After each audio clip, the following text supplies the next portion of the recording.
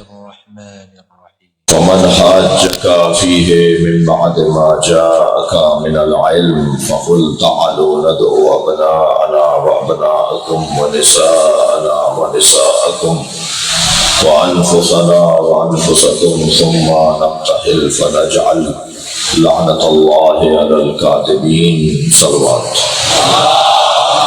ویسے اس کو دیکھو نا بھائی کو پیچھے کرو. میرا زیادہ مجمع تو اس طرح بیٹھا ہے, ممبر بیلنس پہ نہیں ہے تو مجھے ٹیڑھا ہو کر بیٹھنا پڑے گا. نہیں ایسے نہیں کرو, ایسے نہیں کرو. نہیں وہ تار بھی مشکل میں آ جائے گا نا. خود کروں گا جو کرنا ہے مجھے. ماشاءاللہ جی ماشاءاللہ. التماس ہے ایک سورہ فاتحہ اور 3 مرتبہ سورہ اخلاص. سید کاظم رضا نقوی اور نقوی خاندان کے تمام مرحومین حاضرین مجلس کے مرحومین کے لیے تلاوت فرمائیں گے. بسم اللہ الحمدللہ رب العالمین الرحمن الرحیم مالک یوم الدین ایاک نعبد و ایاک نستعین اهدنا الصراط المستقیم صراط الذین انعمت علیہم غیر المغضوب علیہم ولا الضالین. بسم اللہ الرحمن الرحیم قل هو الله احد الله الصمد لم يلد ولم يولد ولم يكن له كفوا احد. بسم الله الرحمن الرحيم قل هو الله احد الله الصمد لم يلد ولم يولد ولم يكن له كفوا احد. اللهم صل على محمد وعلى محمد مغفرت کے لیے صلوات.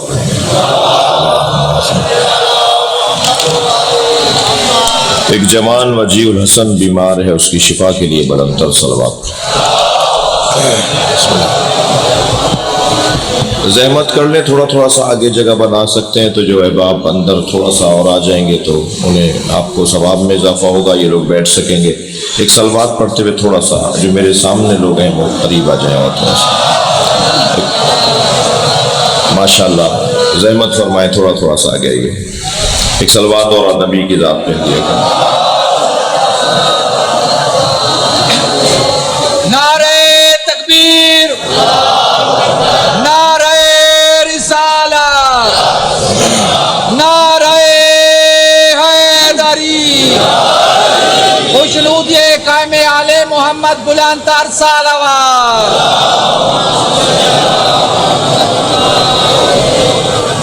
اس سے بہتر اور بلند صلوات ہدیہ کریں.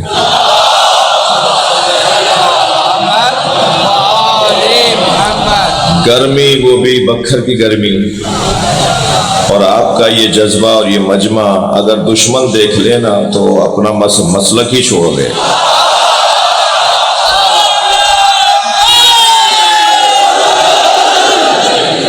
جا کے کوئی شیعوں کے دشمن کو خبر کرے کہ ہمارا جذبہ ہی تمہاری نسلوں کو برباد کر دے گا. اس جذبے کا مقابلہ ہی نہیں ہو سکتا. اول تو مجھے معاف کیجیے گا, پاکستان میں ہمارا کوئی دشمن نہیں ہے. ہماری دشمنی کرنے کے لیے قابلیت چاہیے جو ان میں نہیں ہے. ہر ایک کو اپنا دشمن نہیں ماننا, کوئی ہے ہی نہیں ہمارا دشمن. یہ جنہوں نے دیواریں کالی کی ہیں نا تکفیری نعروں سے, یہ ہمارے دشمن نہیں ہیں جی. ہماری دشمنی کرنے کے لیے صلاحیتیں چاہیے جو ہیں ہی نہیں. یہ آج منہ چھپائے بیٹھے ہیں اور ہم ایسے مجلس کر رہے ہیں.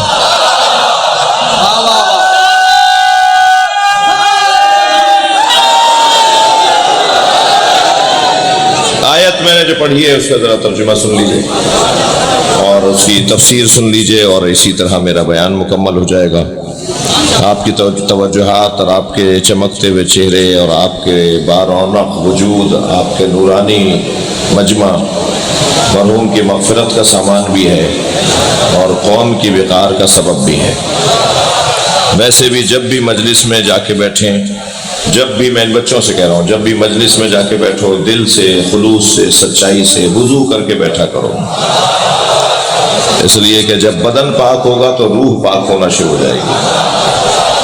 اور ویسے بھی ہم جب مجلس میں آتے ہیں تو ہمارا یہ مجلس میں بیٹھنا امام حسین کی یونیورسٹی میں داخلہ ہے. सन 61 हिजरी में इमाम हुसैन ने जिस आलमी ओपन यूनिवर्सिटी की बुनियाद करबला में रखी थी, उसका एक कैंपस है बखर में। और इस यूनिवर्सिटी का रंग देखिए कि ये छोटा सा बच्चा भी कुछ सीखने आया है, वो बुजुर्ग भी कुछ लेने आया है, वो ठेला छोड़कर भी, ककड़ी छोड़कर भी कोई बंदा बैठा है, फैक्ट्री का मालिक भी बैठा है, जमींदार भी बैठा है और हारी भी बैठा है। हर शख्स यहाँ के बैठा है। दरे हुसैन पे मिलते हैं हर मिजाज के लोग, दरे हुसैन पे मिलते हैं हर मिजाज के लोग। ये दोस्ती का वसीला है, दुश्मनी का नहीं।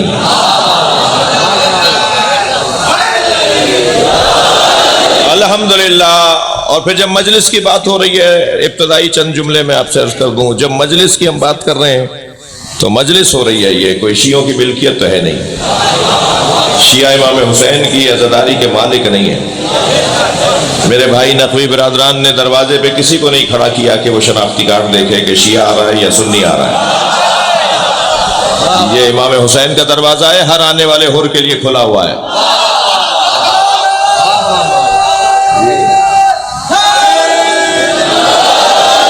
किसी पर कोई पाबंदी नहीं है। वैसे भी हम मजलिस मामूलन इमाम बारगाहों में करते हैं, मस्जिदों में मजलिस नहीं करते। सारे मुसलमान मस्जिद बनाते हैं, हम भी बनाते हैं, यहाँ भी मस्जिद भी मौजूद है। हम मदरसा भी बनाते हैं, हम इमाम बारगाह भी बनाते हैं। हम दीन पे खर्चा ज्यादा करते हैं, इसलिए कि मस्जिद में हिंदू और यहूदी नहीं जा सकता। कल अगर ईसाइयों ने शिकायत कर दी अल्लाह से कि हम दीन समझने गए थे, मुसलमान तो मस्जिद में आने नहीं देता था, कोई जवाब नहीं दे सकेगा। आप जवाब देंगे कि हमने मस्जिद के साथ इमाम बारगाह बनाया ही इसलिए था कि ये हुर के लिए खुला हुआ है।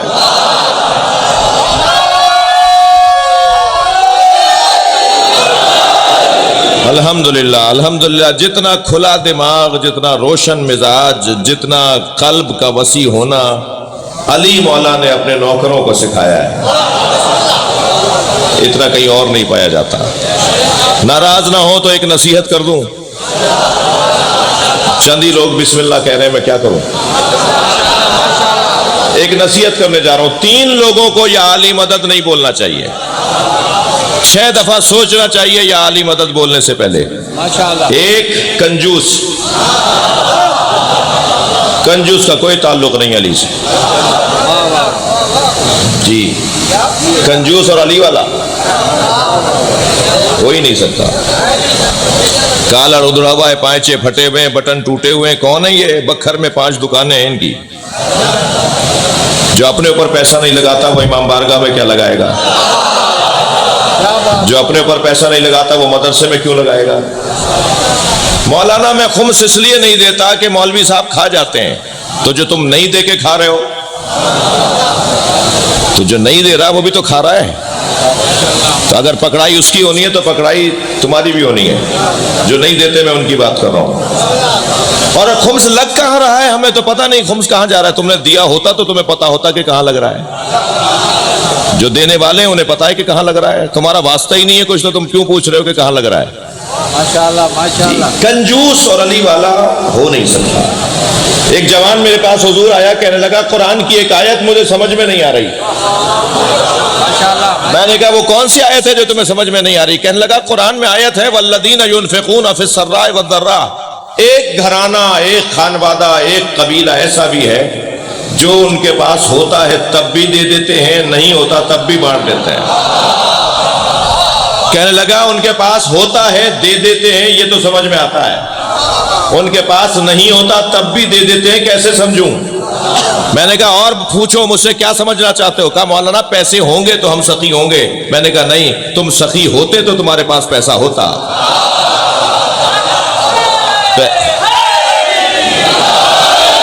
पहले खुद को सखी बनाओ, फिर अल्लाह तुम्हारे जरिए तकसीम करवाएगा। खुद अहले बैत के घर में फाका होता था मगर चाहने वाला मुराद लेके जाता था। मौला के घर में 3 दिन से सूखी रोटी और पानी पे गुजारा था। मिक़दाद आ गए मौला अली के दरवाजे पर, थके हुए तो नहीं आप? मौला मेरे घर में खाने को कुछ नहीं है। हजरत फरमाए मिक़दाद सब्र करो, बर्दाश्त करो। का मौला छोटे बच्चे हैं, एक बेवा बहन के बच्चे भी मिक़दाद के साथ रहते थे, मौला उन्हें नहीं देखा जाता। حضرت نے اشارہ فرمایا ایک مٹی کے ڈھیلے کی طرف، یہ مٹی کا ڈھیلا اٹھا کے لاؤ۔ مقداد اٹھا کے لائے۔ حضرت نے فرمایا اس کے اوپر کہو یا علی۔ بھائی بکھر کا تاریخی مجمع ہے یہ۔ مولا نے فرمایا مقداد اس پہ کہو یا علی۔ مقداد نے پتھر کے ڈھیلے پر، مٹی کے ڈھیلے پہ کہا یا علی، وہ سونے میں تبدیل ہو گیا۔ فرمایا ماشاءاللہ، مولا نے فرمایا جاؤ، جا کے اس سونے کو فروخت کرو اور اپنے گھر میں کھانے پینے کا انتظام کرو۔ مقداد نے ایک اور پتھر تلاش کیا اور اس سونے کو توڑنا شروع کیا۔ ایک چھوٹی سی سونے کی ڈلی اٹھائی، باقی سونا وہیں چھوڑ دیا اور مولا کو سلام کر کے جانے لگے۔ مولا کی آواز آئی مقداد سونا چھوڑ کے جا رہے ہو؟ مڑ کے دیکھا، کہا مولا میرے آج کے لیے کافی ہے۔ بھئی ایک شیعہ کا عقیدہ، ایک مولا سے بھروسہ کیسا ہونا چاہیے؟ جملہ سنے حضرت مقداد کا۔ مولا نے فرمایا مقداد لے جاؤ، تمہارے کل کے کام آئے گا۔ مقداد نے کہا مولا کل کی فکر وہ کرے جس کے پاس آپ جیسا مولا نہ ہو۔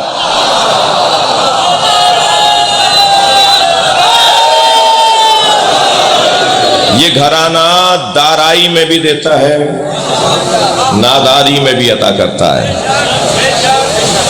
بکھر پرانا شہر ہے، شاعر حضرات تشریف فرما ہے۔ شاعری میں میرے بھائی نے مجھ سے پہلے ابھی کلام پڑھا۔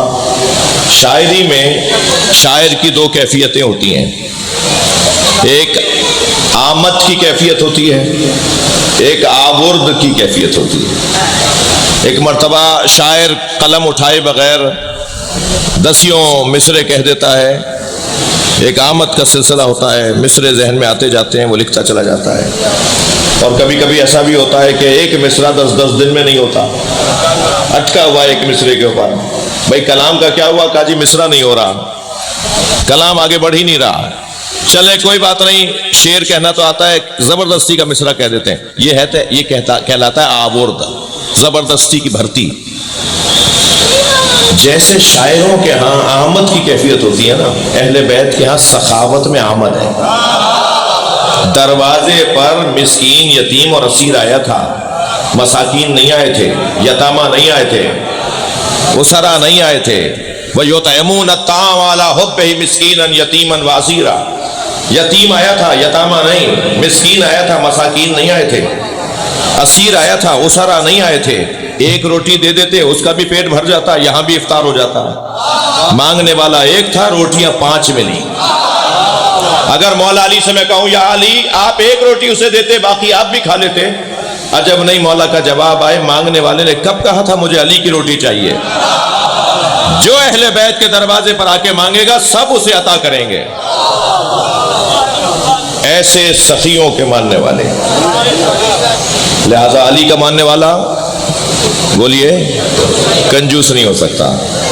دوسرا شخص بتاؤں کہ جسے 6 دفعہ سوچنا چاہیے یا علی مدد کہنے سے پہلے۔ دوسری کمزوری علی والوں میں کون سی نہیں ہوتی؟ علی کا چاہنے والا بزدل نہیں ہوتا۔ جو ڈر جائے، جو دب جائے، جو گھبراتا ہو، وہ علی والا نہیں ہو سکتا۔ جی پریشان ہو جائے۔ میرے بچوں، جوانوں، مزدوری محنت کرنے والے غریبوں، علی تم سے بہت پیار کرتے ہیں۔ علی مولا غریبوں سے اتنا پیار کرتے تھے، فقیروں سے اتنا پیار میرے مولا کا تھا۔ سنیں جملہ کہ مالک اشتر کہتے ہیں کہ علی فقیروں سے اتنا پیار کرتے تھے کہ میرا دل کبھی کبھی کہتا تھا کاش میں بھی فقیر ہوتا۔ ساتھ بٹھاتے تھے، کھانا ساتھ کھلاتے تھے، ان کی بستی میں چلے جاتے تھے۔ یہ کیا کرتے تھے علی؟ اہل دقت بیٹھے ہیں، سیاسی لوگ تشریف فرمائے، زمیندار لوگ بیٹھے ہیں، حیثیت والے لوگ بیٹھے ہیں، کیا کرتے تھے علی مولا؟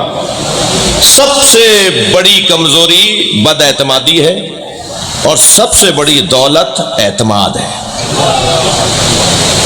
اگر کسی کی 10 لاکھ کی تنخواہ ہو اور وہ بد اعتماد ہو، اور کوئی 100 روپے بچاتا ہو اور پر اعتماد اور با اعتماد ہو، بتاؤ امیر کون ہے؟ امیر وہ ہے کہ جو با اعتماد ہے۔ غریب حقیقت میں وہ ہے کہ جس کے پاس پیسہ بہت ہے مگر بد اعتماد ہے۔ سب سے بڑا عنوان مولا کی زندگی میں خود نبی نے فرمایا یا علی زینک اللہ بالزہد فی الدنیا وحب المساکین، اللہ نے یا علی تمہیں دو چیزوں سے سجا کے بھیجا ہے، اللہ نے تمہیں سجایا ہے، اللہ نے تمہیں دنیا کا زاہد بنایا ہے، مسکینوں سے پیار کرنے والا بنایا ہے۔ علی جس کے ساتھ، اچھا یہ چھوٹا سا بچہ ہے، اگر میں اس سے ہاتھ ملا لوں میری کوئی حیثیت نہیں ہے، مگر میں اس سے ہاتھ ملا کر اس کی خیریت پوچھ لوں، اس کا نام پوچھ لوں، اس کی کلاس پوچھ لوں، کون سے اسکول میں پڑھتے ہو، کیا پڑھتے ہو، یہ شاید 10 دن تک لوگوں کو ٹھہرا کے روک کے بتائے گا کہ فلاں نے مجھ سے یہ پوچھا تھا۔ اعتماد بڑھ جائے گا اس کے اندر، شخصیت اس کی بننے لگے گی۔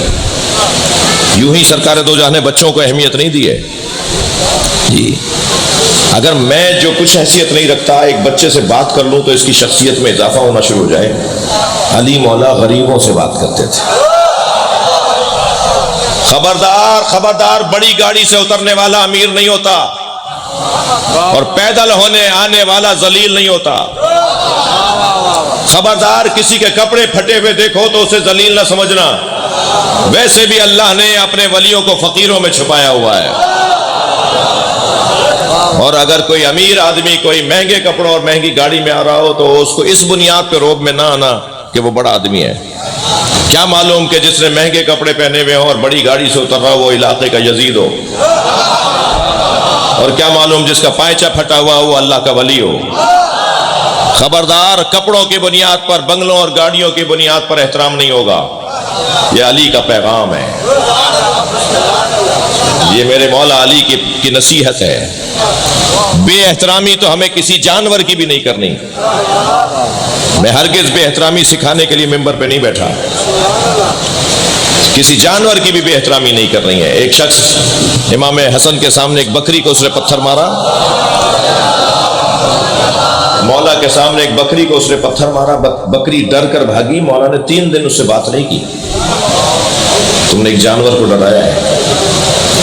بے احترامی تو جانور کی بھی نہیں کرنی، لہذا کسی پیسے والے کی بھی نہیں کرنی، غریب کی بھی نہیں کرنی۔ مگر سب سے بڑی بات معاشرے کے اندر تعداد کن کی زیادہ ہے، مجھے یہ بتائیے۔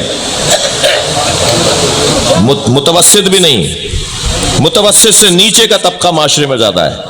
میں انہیں مد نظر رکھ کر بات کروں یا 5% کو مد نظر رکھ کے ہمیں بات کرنی ہوگی؟ ہمیں انہیں مد نظر رکھ کے بات کرنی ہوگی کہ جن کا زیادہ کثرت سے جن کی تعداد ہے۔ مجھے معاف کیجیے گا، بہت بری بلا ہے جسے پیسہ کہا جاتا ہے۔ یہ تو جیسے جیسے بڑھنے لگتا ہے میں ماتمی حلقے سے نکل کر کنارے پہ کھڑے ہو کے آہستہ آہستہ ماتم کرتا ہوں۔ جیسے یہ پیسہ بڑھنے لگتا ہے تو میں تو نماز جماعت بھی چھوڑ دیتا ہوں۔ جیسے جیسے میرا گریڈ بڑھنے لگتا ہے، میرا پیسہ بڑھنے لگتا ہے، میں نماز جمعہ میں بھی نہیں آتا۔ جیسے جیسے میرا پیسہ بڑھنے لگتا ہے میں پورا جلوس بھی نہیں کرتا، آدھے جلوس میں سے واپس آ جاتا ہوں۔ جیسے جیسے میرا پیسہ بڑھنے لگتا ہے مجھے ماتمیوں کے عیب نظر آنے لگتے ہیں، مجھے اپنی قوم کے عیب نظر آنے لگتے ہیں۔ شیعہ تو ویسے ہے، شیعہ تو ویسے ہے، تم 10 سال پہلے ایسے ہی تھے، آج پیسہ بڑھ گیا ہے تو تمہیں عیب نظر آ رہے ہیں۔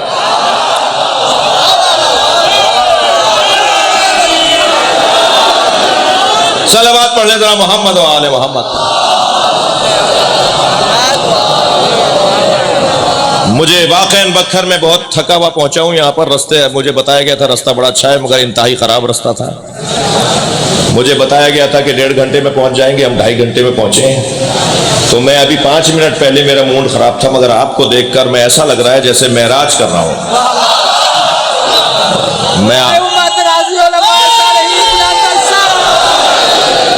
آپ کا شوق، آپ کا ذوق، آپ کا اہل بیت سے پیار، آپ کا اس ذکر سے عشق، ناراض تو نہیں ہو رہے میری باتوں سے؟ تھوڑا سا بات آگے بڑھاؤں؟ توجہ چاہوں گا۔ مجھے وہ سنی بڑا اچھا لگتا ہے جو لاکھوں شیعوں میں ہاتھ باندھ کے نماز پڑھتا ہے۔ بھائی بولیے، بات کیجئے تھوڑا۔ کربلا میں، مشہد میں، نجف میں لاکھوں۔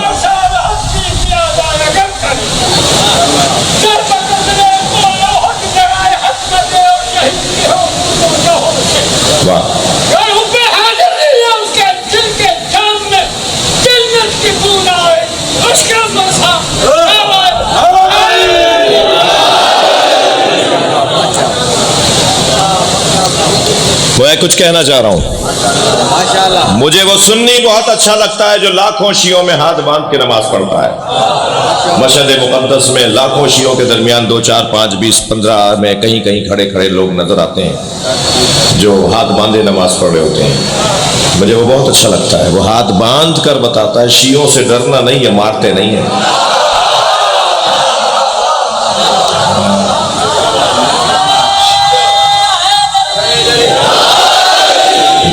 دوسرا پیغام وہ یہ دیتا ہے کہ جو دین میں نے سمجھا ہے اس پہ عمل کرنے کی جرت بھی رکھتا ہوں. مجھے جو دین بتایا گیا ہے میں اس کے اوپر جرت رکھتا ہوں کہ عمل کروں. جتنا پیارا وہ سنی لگتا ہے جو لاکھوں شیعوں میں ہاتھ باندھ کے نماز پڑھتا ہے، مجھے اتنا ہی برا وہ شیعہ لگتا ہے جو 4 سنیوں میں ہاتھ باندھ لیتا ہے.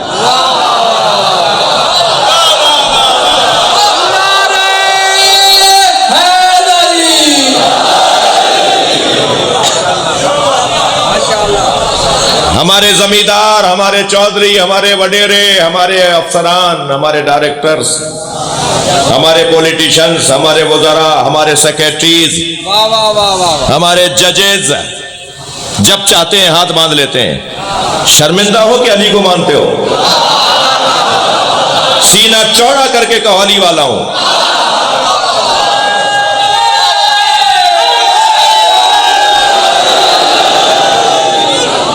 اعتماد کے ساتھ کہو کہ فقہ جعفریہ پہ عمل کرتا ہوں. شرمندہ نہیں ہو کہ امام صادق کے حکم پر عمل کرتا ہوں. مجھے فخر ہے کہ میں امام صادق کے فقہ پر عمل کرتا ہوں.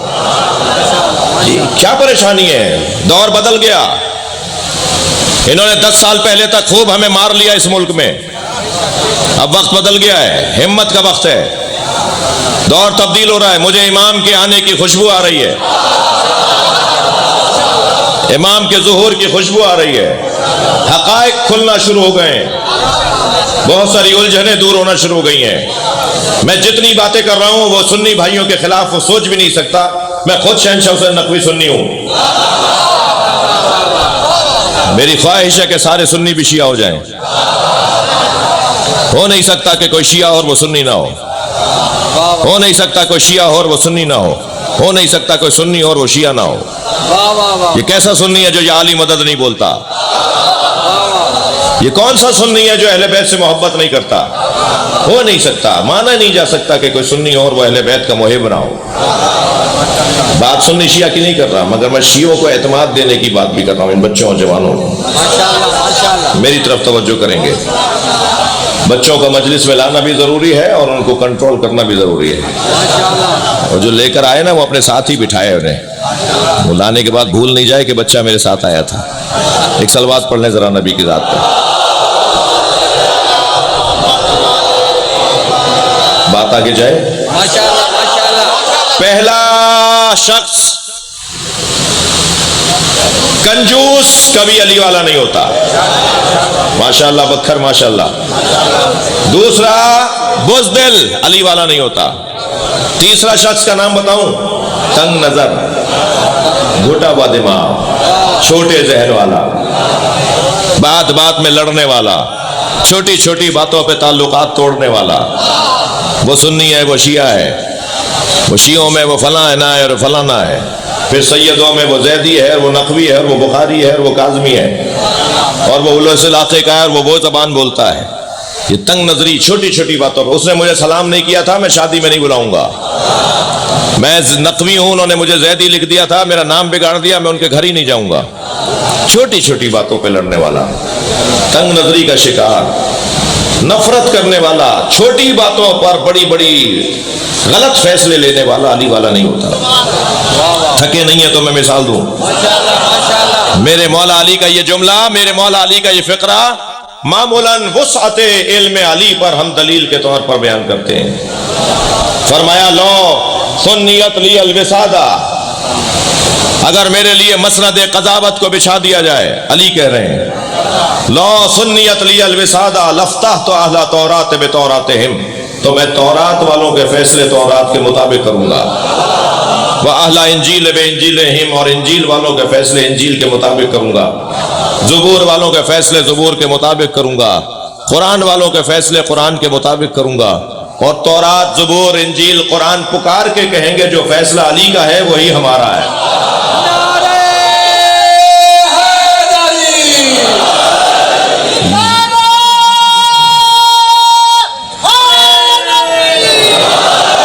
ماشاءاللہ، یہ جہاں مولا کے علم کی وسعت پر مولا کا فرمان دلیل ہے کہ علی مولا تورات زبور انجیل قرآن تمام آسمانی کتابوں کے عالم ہیں، وہاں وسعت علم کے ساتھ وسعت قلب علی پر بھی دلیل ہے۔ فرما دیتے انجیل منسوخ ہو گئی ہے، میں عیسائیوں کے فیصلے نہیں کروں گا۔ فرما دیتے تورات منسوخ ہو گئی ہے، میں یہودیوں کے فیصلے نہیں کروں گا۔ مگر علی عیسائیوں کو جینے کا موقع دے رہے ہیں، اپنا دروازہ یہودیوں کے لیے کھول رہے ہیں۔ مولا کے دروازے پر آنے والا سب وہ نہیں تھے کہ جو چاہتے تھے، مولا کے مخالف بھی مولا کے گھر آتے تھے۔ یہ ہے حسن علی کا۔ لہذا علی کے چاہنے والے اپنے ذہن کو ذرا وسیع کریں گے۔ میں بچوں جوانوں سے بات کر رہا ہوں، بزرگ مجھ سے ناراض نہ ہوں، تنگ نظری سے باہر آئیں گے، سب سے پیار کریں گے۔ ایک شیعہ بچوں کو نصیحت کروں گا، مٹھائی کا ڈبہ، پھول کا گلدستہ اپنے علاقے کے دیوبندی اور بریلوی عالم کے دروازے پہ لے کے جاؤ۔ بکھر میں تلاش کرو، شیعہ جوان لسٹ بنائیں کہ بکھر میں کتنے سنی عالم رہتے ہیں، اور ان کے دروازے پہ مٹھائی کا ڈبہ لے کے جائیں، گلدستہ لے کے جائیں، اور گلدستہ دے کر کہیں کہ میں شیعہ ہوں، ہمارے عالم نے کہا ہے سنی عالموں کا احترام کیا کرو۔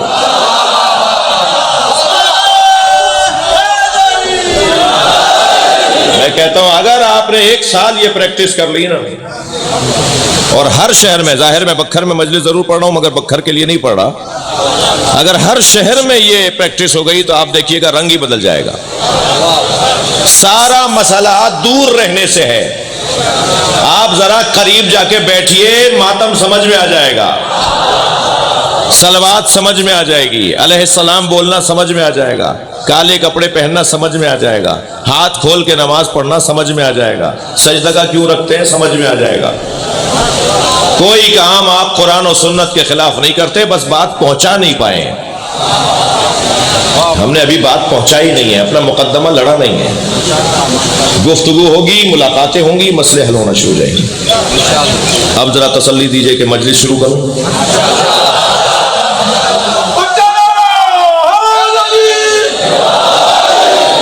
فمن حاجک صالحین بلند تر صلوات، فمن حاجک فیہ من بعد ما جاءک من العلم، اے میرے حبیب علم آ جانے کے بعد اگر کوئی کٹ حجتی کرے، زدم زدہ کرے، بحثم بحثی کرے، الجھے، تمہاری بات کو تسلیم نہ کرے، دلیل نہیں ہے پھر بھی نہ مانے، دلیل سن لی پھر بھی نہ مانے، دلیل کا جواب نہیں ہے پھر بھی تسلیم نہ کرے، فقل، تو پھر ان سے کہہ دیجئے تعالوا ندعو ابناءنا وابناءکم، ہم لے آتے ہیں اپنے بیٹوں کو، تم لے آؤ اپنے بیٹوں کو، ونساءنا ونساءکم، ہم اپنی بیٹیاں لے آتے ہیں، تم اپنی بیٹیاں لے آؤ، وانفسنا وانفسکم، تھکے تو نہیں ہیں؟ میں وہی ترجمہ کرنے جا رہا ہوں جس پہ میرا دل ہے، اور ترجمہ بغیر دلیل کے نہیں ہو رہا۔ ترجمہ کیا ہے؟ وانفسنا وانفسکم، سب نے ترجمہ کیا ہے ہم اپنے نفسوں کو لاتے ہیں، تم اپنے نفسوں کو لاؤ۔ ترجمہ کہاں ہوا؟ ترجمہ کرو نا، ہم اپنے جیسوں کو لاتے ہیں، تم اپنے جیسوں کو لاؤ۔ جی جی جی، ماشاءاللہ۔ امت کا ایک طبقہ ہے جسے شوق ہے کہ نبی کو اپنے جیسا بولے، انہیں جا کے خبر کر دو کائنات میں نبی جیسا ایک ہی ہے جسے علی کہا جاتا ہے۔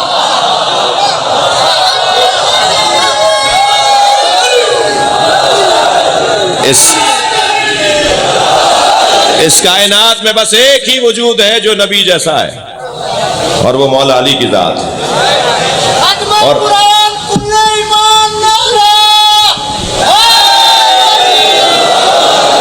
اور میرا اور آپ کا اعزاز یہ ہے، ہماری عزت یہ ہے کہ ہم جس کے دروازے پر بیٹھے ہیں اس سے اچھا دروازہ ہی نہیں ہے۔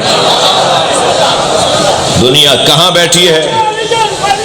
ادھر منہ کر کے انہیں تو میرے اللہ اب تو اس طرح پھر دے جس طرح علی پھرتا ہے. بھائی ان کی طرف سے کوئی اور نعرہ لگا دے کرتا ہے.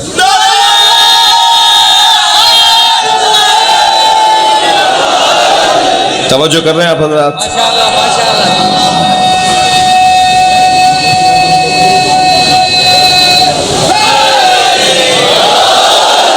کائنات میں اگر نبی جیسا کوئی ہے تو وہ صرف مولا علی کی ذات. ہاں نبی کے علاوہ علی کے علاوہ کوئی ایک جیسا نہیں ہے. یا علی تم دنیا میں اور آخرت میں میرے بھائی ہو. انا و علی من نور واحد، میں اور علی ایک نور کے دو ٹکڑے ہیں. بھائی بولیے تو میں فضائل پڑھوں. ماشاءاللہ. میں اور علی ایک نور،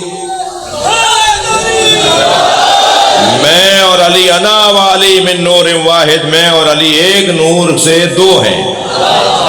اور نبی کو توڑ کر، نبی کا ٹکڑا کر کے، نبی کے نور کا شگافتہ کر کے علی کو بنایا ہے. علی نبی کا جز ہے، نبی علی کا جز ہے، اور جو جز ہو جائے وہ جز کا محتاج ہوتا ہے، اور جو محتاج ہو وہ اللہ نہیں ہوتا.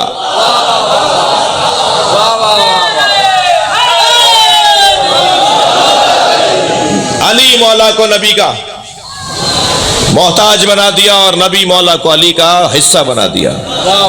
پھر ہمیں سمجھانے کے لیے فرمایا مثل علی کمثل القمر اذا طلع اضاءت الظلم.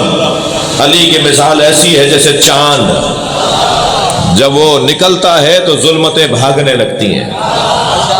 پھر ہمیں سمجھانے کے لیے فرمایا مثل علی کمثل الراس من الجسد. علی کی مثال میرے ساتھ ایسے ہے جیسے سر اور جسم. علی میرا سر ہے، میں علی کا جسم ہوں. پھر ہمیں سمجھانے کے لیے فرمایا مثل علی کمثل الکعبہ یدور ولا یدار. علی کی مثال خانہ کعبہ جیسی ہے، کعبے کے گرد سب چکر کاٹتے ہیں، کعبہ کہیں گھومنے نہیں جاتا. پھر کبھی فرمایا میرے مولا نبی، میرے مولا ہماری ہدایت کے لیے کہ نبی مجھ جیسا، فرمایا انا و علی ابا ہذہ الامہ. تھک تو نہیں رہے؟ میں اور علی اس امت کے دو باپ ہیں. واہ واہ واہ واہ. انا و علی ابا ہذہ الامہ، میں اور علی اس امت کے دو باپ ہیں. یا رسول اللہ دو باپ کی نسبت تو مانوس نہیں ہے. اگر کہہ دیا جائے کہ فلاں کے دو باپ تو پھر مانوس نہیں ہے بات. فرما رہے میں اور علی اس امت کے دو باپ ہیں. کیا فلسفہ ہے اس قول کے اندر؟ کیا مطلب ہے اس قول کا؟ سمجھنے کے لیے سوچ رہا ہوں. میرے مولا فرما رہے ہیں میں اور علی اس امت کے دو باپ ہیں. جب تک اولاد کی تربیت مکمل نہ ہو باپ کی ضرورت رہتی ہے. اگر 10 سال کا لڑکا کسی کا شیشہ توڑ کر آ جائے تو باپ کو پیسے بھرنے ہیں، اور اگر 18 سال کا کوئی جوان کسی کا شیشہ توڑ کر آ جائے تو وہ خود ذمہ دار ہے، اس لیے کہ یہ بالغ ہو گیا ہے. بالغ ہو جانے کے بعد وہ خود ذمہ دار ہے، باپ ذمہ دار نہیں ہے. جی بالغ ہونے کے بعد، اولاد کے بالغ ہونے کے بعد ماں باپ ذمہ دار نہیں ہے، وہ خود ذمہ دار ہے. جب 18 سال کے لڑکے کا باپ ذمہ دار نہیں ہے، تھکے تو نہیں ہے بات کروں، جب 18 سال کے لڑکے کا باپ ذمہ دار نہیں ہے تو 1400 سال پہلے اگر کوفے والے کالے کپڑے پہنتے تھے تو ہم ان کے ذمہ دار کیوں ہیں؟ ہمارا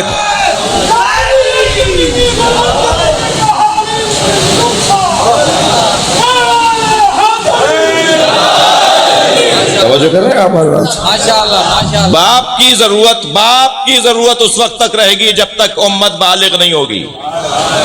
سرکار کی 23 برس کی نبوی زندگی میں امت بالغ نہیں ہوئی. اب ایک ایسے باپ کی ضرورت ہے جو انہیں بالغ کرے، اور وہ علی ہے. لہذا جب میرے مولا علی نے 3 جنگیں لڑی ہیں تو امت کے بلوغت میں اضافہ ہوا ہے، امت کے شعور میں اضافہ ہوا ہے. امت سمجھنے لگی ہے کہ کیسے مسئلوں کو حل کیا جاتا ہے. اس سے پہلے پتہ ہی نہیں تھا.